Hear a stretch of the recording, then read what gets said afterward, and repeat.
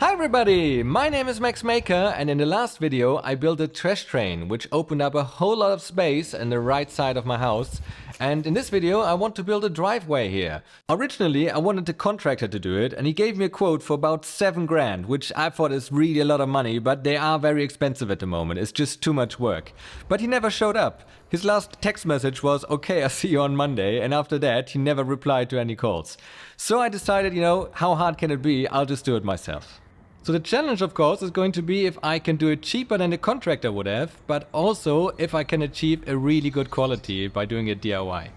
It's definitely going to be unconventional because I love trying out new techniques and coming up with maybe better solutions. I don't know yet, but we'll see. First of all, we need to remove all this dirt underneath because it's soft, it's compressible, and especially with water it just gets muddy and you can't drive on this. Normally here in Germany, when you build a driveway, you remove all of the topsoil and then you compress the bottom a little bit and you add concrete dams in which you stick border walls made out of concrete. These are quite heavy and always 1 meter long, and it's quite a lot of work to maneuver them around and to mix up the concrete. I didn't fancy that. Then you fill everything back up with sand and crushed rock and add the pavers on top. And on the side you add some grass or flowers. I want a lot of grass and flowers here, so we're just making these 2 landing strips for the tires. The perimeter of these paved areas would have been 58 meters, so you need 58 of these border walls. They cost about 300 euros, and then another 80 bags of concrete to set them in, so that it would have been another 600 euros. And all the labor, of course. So that's why the contractor wanted 2 grand just for this item, and I thought, hey, there has to be a cheap alternative. Why not use these steel rails? They can't really shift left and right if you weld them together, and they are 6 millimeters thick and galvanized. So I thought this would be easier because you just have to put them on top of the soil. You don't have to dig them in as much as these border walls. We got a rental excavator. My buddy was driving it. This was his first time using an excavator, but after about 1 hour he got really good at it. And that was part of the appeal for me for doing this project myself, just to learn new skills, because that's really fun, I think. To make new experiences, because you get to keep them for a lifetime. And otherwise I would have just spent a week in front of the computer and doing normal work. This was much more fun and a bit of a switch up. Let me know in the comments which DIY projects you would recommend and which you wouldn't do yourself. I, for example, wouldn't mind doing my own electrics, but putting wallpaper on a wall is something that's not my skill set, and I don't have the patience for it. I dumped all the soil at the bottom of the hill because it was a bit shallow there, and then I made my way back up to fill it up at the excavator. And this thing only cost about 50 euros per day for rental, saved us so much time, because it was getting dark already and we didn't have much daylight left. And this work light just arrived in time with the post. It has 1000 lumens, so it should be pretty bright, and it's battery powered, so perfect for this job right here. Me and my buddies never did any excavating before, so we had no idea how long it would take, and we started late on a Friday evening, so we tried to get as much done as possible before 8 o'clock at night, because after that we're not allowed to make any more noise. The next day was quite foggy and we were a little bit groggy. But we started going anyway, and we began digging out the second trench right in front of this door. So that's where we used to drive with the dumper, and we couldn't drive there anymore. We got in the few of the last scoops, but after that the grass was too mushy anyway, we couldn't use that path. So we used a long way around the house, and luckily that was asphalted, which was much easier to drive on, but still, without a dumper it would have been so much more work. So I can highly recommend getting one. They're not too expensive, they cost about 1,200 euros. So at the end of the day we had everything dug, and we found these bricks in there and we removed them later. And next up we could add the cable for the wall box. This has a 22 kilowatt power rating, so it's quite a thick cable, a lot of copper in there. And we also had an Ethernet cable so we can have some connectivity down the road.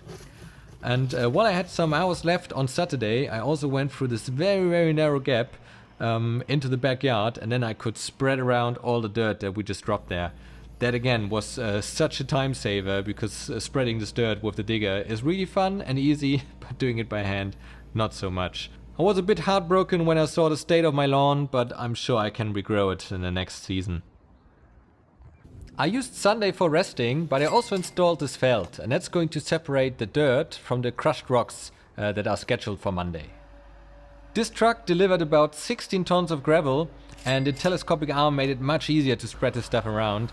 But unfortunately it could only reach the middle, so we had to use a wheelbarrow and shovels to get everything to the end.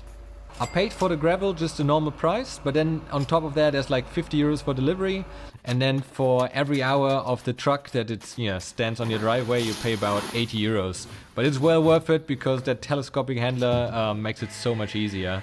And you have to compact everything down while you're shoveling, just in layers of about 15 centimeters, not more. With bigger machines you can get away with more, but the compacting is really what creates the driveway. That creates a really solid and hard surface that you don't sink in with your car. So the preparation is really most of the job here. The paving at the end is really quick, but this takes time. Due to time constraints, I did this in January. And first I thought I would do it in springtime or maybe in summer when the weather is good. But turns out the cold weather was perfect for this because you don't sweat as much, and while you're working all the time, you don't feel cold either. So now all the prep work is done and we've got a really solid foundation, and we can start adding the edge restraints out of steel. The steel lengths were all galvanized so they don't rust, and I expect them to last at least 20 years, I hope. But we had to remove some of the galvanizing where we were going to weld them together to make these very long lengths. Now I can weld this and it cannot move anywhere. And after welded I can take off the clamps, and then we have a straight line just like here. When you're welding, you're always concerned about distortion, so as it shrinks and contracts, steel can do really weird stuff. But I had no issues whatsoever. I welded everything solid. First I spot welded it just to keep it in position, and then I welded it solid. There were 3 steel beams per length, so 3 times 4, 12 welds altogether. And I really thought, man, if these distort, it would look so crooked at the end. But somehow there was no distortion whatsoever. It just stayed perfectly straight. These are my favorite clamps because you can use them so easily with just one hand. They don't shift like the other clamps do, and they've got a really good pressure to keep everything together. Here at the end it was a bit tricky to align everything, so I just put some straight edges underneath, and then I clamped it and welded it. And in the middle, every 3 meters there's a sleeper, just like on a railroad, but here out of steel, that connects the 2 rails together so they can't shift to the outside. And this is the result after 1 day of welding and aligning everything. We just haven't done the connection yet to the existing pavement. We need to create some kind of trumpet shape so the ends are flaring out and make a connection to the existing pavement. This is my portable metal bandsaw stand. I built it a few years ago and there's a video about it if you want to check it out and how I made it. And that's just great for cutting steel, because it doesn't create much dust, not much noise either, and I can just bring it out here and work outside with it. I cut these angles on Wednesday morning and I really took my time with them because I wanted them to be perfect. It's the very first thing you see about the driveway. If this would be crooked, it just wouldn't be right. So I cut it and put it in place, checked it and cut it again. I also printed these angle guides so we can clamp against them to make the alignment much easier and straight and equal on all sides. Here at the front we have one big straight piece, and underneath there was a bit of a hollow area, so I added concrete only there so it cannot sag down if you drive over it with the car. Super solid, that's going nowhere. And we're done with the welding. And in the afternoon I went down to the harbor to get the very last ingredient, and that is a fine granite. So the granite gets crushed into tiny pieces, almost like sand, and that is a final layer that goes underneath the pavers.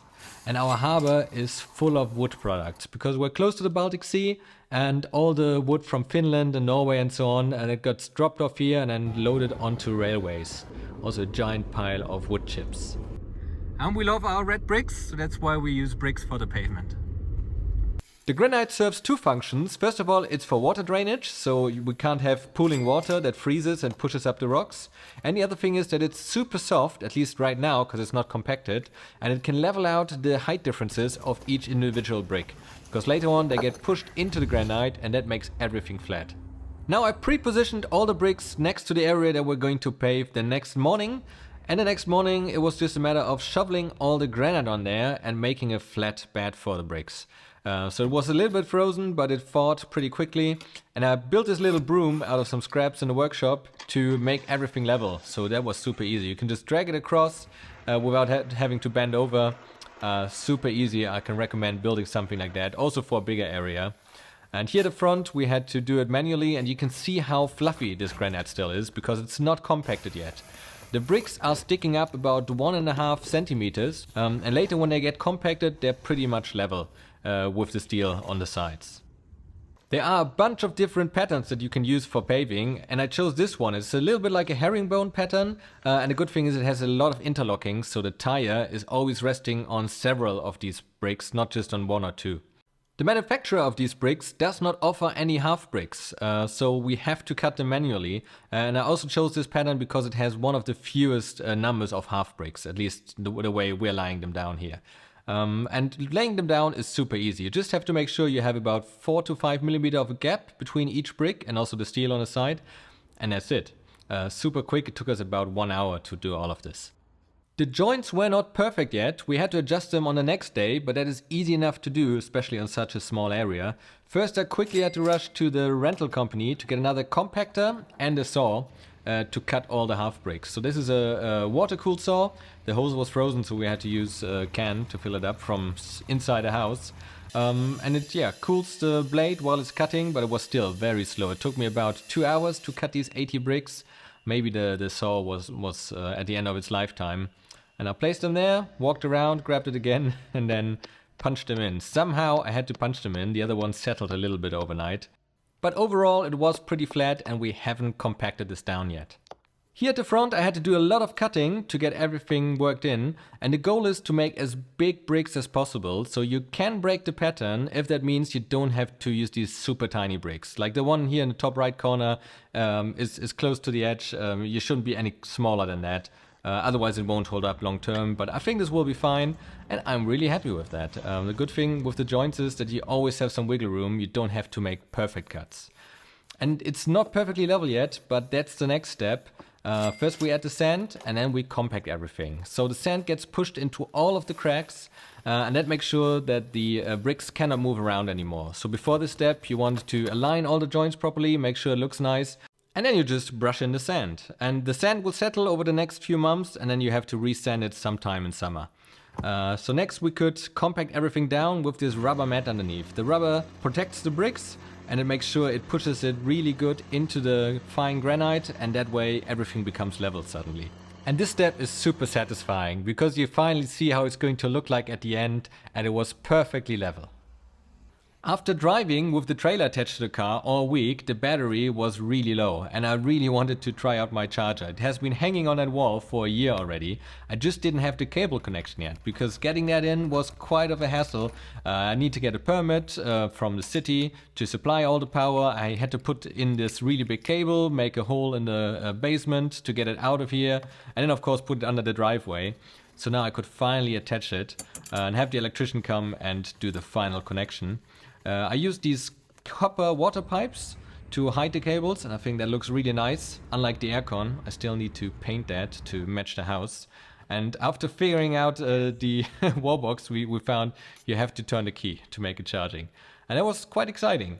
It took a full year to finally get to this point where I can charge the car, and then I could use the car again next day to get some compost.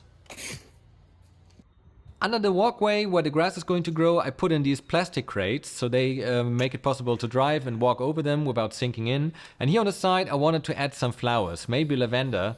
And I had 50 bricks left, so I made a little border wall between the grass area and the flower bed, and I just set them straight into a little bit of concrete. So the concrete fixes them in place. It doesn't really support the weight, but you're not driving over this. It's not that critical. And I'm so glad I added the flower bed. It looks super nice. It really pulls together the driveway and the house. It looks really, really nice. So now I can plant the plants. Here in the middle I'm going to add thyme, so that's an herb. The same stuff that you eat. And it grows kind of like a carpet. It outwards, and in the summer it also blooms. So it looks much nicer than grass, and you don't have to cut it down. So here on the picture you can see how it hopefully looks like in summer. I post an update once they are blooming. So it's 140 thyme plants and then 20 lavender plants on the other side. And the thyme got some sand mixed into the compost because the sand enables drainage and the thyme doesn't like wet roots. And while I was beautifying this area, I also wanted to clean off this air conditioner. And instead of getting out the pressure washer, I just used this brush on a cordless drill. And that worked super well. Less setup time and great for small jobs like these. Later in summer I will spray paint this to match the color of the house. And the very last thing was to add this sign that says, please don't park in front of my driveway. That's a German thing to do. So I got my Festool tower out, and it has all the little tools that you need for jobs around the house, like the drill and spanners and screwdrivers, electrical stuff, dowels of course, screws. I made a video about it. If you want to have a look, there's a link up there to check it out. And here's where I made the mistake. I popped off the very last brick. That was kind of stupid. I should have been more careful. And if you are a contractor, you do some handiwork for somebody, these are the mistakes that you have to calculate into your quote, because this really wasted a lot of time. I had to get this angle grind attachment to grind off all the old mortar, do a trip to the hardware store, get some more mortar, and then set it back in place. Oh, and the other thing is, if you're a contractor here in Germany, you would have to give 5 years of warranty for this repair. Anything you do on a house, something that's fixed to the house, like windows or air conditioning or whatever you do, it's 5 years of warranty. So even if you fix it after 2 years, you get another 5 years of warranty.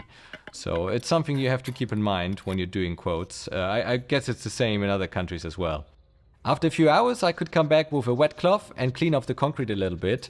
And then 2 days later, I installed a sign after I was sure the concrete was set. And now everything is finished, and I just have to wait for the flowers to grow. So let's look at the grand total. The contractor would have wanted 7,200 euros, plus the bricks, they were not included, 800 euros, and the flowers, 300 euros. That's a total of 8,300 euros. I spent about 3 weeks doing this, and I spent 4,300 euros. So overall, pretty much half the price. And I can't really put a value on the time that I spent here, because I had so much fun doing it, and I also gained a whole lot of knowledge. You know, how do you value that? But let me know what you think in the comments. Was this really worth doing it myself, or would you have rather given this to a contractor? I often hear that phrase, oh, you get what you pay for. But I also had some contractors who wanted a lot of money for a job and then did a really bad job. So if I do something myself, I can at least be sure that I won't be ripping myself off. So I'm really happy with the outcome, and I really hope you enjoyed this video. And if you did, please subscribe to the channel, that really helps out a lot. And also leave a like and a comment and share it with your friends. Next time we do something else. Thanks for watching everybody. My name is Max Maker and I make all kinds of stuff.